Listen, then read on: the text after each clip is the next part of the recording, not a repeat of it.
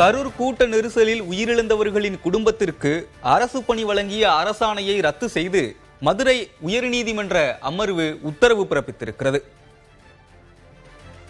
கரூர் கூட்ட நெரிசலில் உயிரிழந்தவர்களின் குடும்பத்திற்கு அரசு பணி வழங்கிய அரசாணையை ரத்து செய்து மதுரை உயர்நீதிமன்ற அமர்வு உத்தரவு பிறப்பித்திருக்கிறது.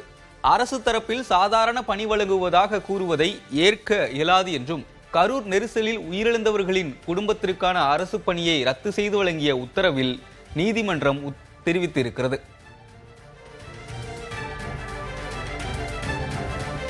அரசு தரப்பில் சாதாரண பணி வழங்குவதாக கூறுவதை ஏற்க இயலாது என்றும் எப்பணியும் சாதாரண பணியல்ல, அது ஒருவரின் குடும்பத்திற்கு உதவும் பணியே என்றும் நீதிபதிகள் தெரிவித்திருக்கின்றனர். இது தொடர்பாக பேசுவதற்காக நாதக நிர்வாகி இடும்பாவனம் கார்த்திக் இணைப்பில் இருக்கிறார். சார் வணக்கம். நீதிமன்றம் உத்தரவு பிறப்பித்திருக்கிறது, உங்கள் கட்சி தரப்பிலிருந்து வழக்கும் தொடரப்பட்டிருக்கிறது. ஏன் வழக்கு தொடர்ந்தீங்க? இந்த உத்தரவை நீங்க எப்படி பாக்குறீங்க? கரூர்ல பாதிக்கப்பட்ட குடும்பத்தாருக்கு இழப்பீடு வழங்கப்படுறதுல மாற்று கருத்து இல்ல.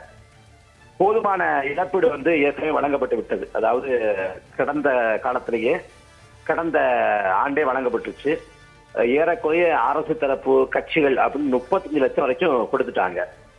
35 லட்சம் கொடுத்த பிறகும் இப்போது அரசு வேலை அப்படின்னு தாவேக அரசு கிளம்பி இருக்கிறதுக்கு காரணம் கரூர் வரப்போகிற இடைத்தேர்தல். அதை மையப்படுத்தி தான் இந்த வேலை செய்றாங்க. அமோனியா வாயு கசிவால 18 பெண்கள் இறந்து போனாங்க. அந்த 18 பெண்கள் இறந்து போனதுக்கு அதிகபட்சமா அந்த குடும்பத்துக்கு கொடுக்கப்பட்ட நிவாரணங்கிறது குடும்பத்துக்கு 2 லட்சம் தான். அது போதுமானது இல்ல, அதிகப்படுத்தி கொடுங்க அப்படின்னு கேட்டும் கூட கொடுக்கல. அதே சமயம் கரூர்ல இறந்து போனவங்களுக்கு அரசு வேலையை கொடுக்கறாங்கன்னா முழுக்க இடைத்தேர்தலை மனசை வச்சுதான் பண்றாங்க. அதாவது இங்க தூய்மை பணியாளர்கள் இருக்காங்க. தூய்மை பணியாளர்கள் சாக்கடைக்குள்ள இறங்கி அவங்க துப்புரவு செய்யறாங்க. அப்ப விவசாயி தாக்கி இறந்து போறாங்க. அவங்க குடும்பத்தாருக்கு ஏதாவது இழப்பீடு வழங்கப்படுதா, உரிய இழப்பீடு வழங்கப்படுதா, அரசு வழங்கப்படுதானா? இல்ல. மீன் பிடிக்க போறாங்க, நடுக்கடல சிங்கள ராணுவத்தால கொலை செய்யப்படுறாங்க. அவங்க குடும்பத்தாருக்கு அரசு வேலை வழங்கப்படுதானா? இல்ல. ஆனா இதுக்கே வழங்கணும்னா இது முழுக்க அதிகார முறைகேடு. நாட்டுல லட்சக்கணக்கான இளைஞர்கள் படிச்சு முடிச்சுட்டு அவங்க பதிவு பண்ணிட்டு காத்து நடக்கிறாங்க. பணி மூப்பு அடிப்படையில நமக்கு வாய்ப்பு வழங்கப்படும்னு.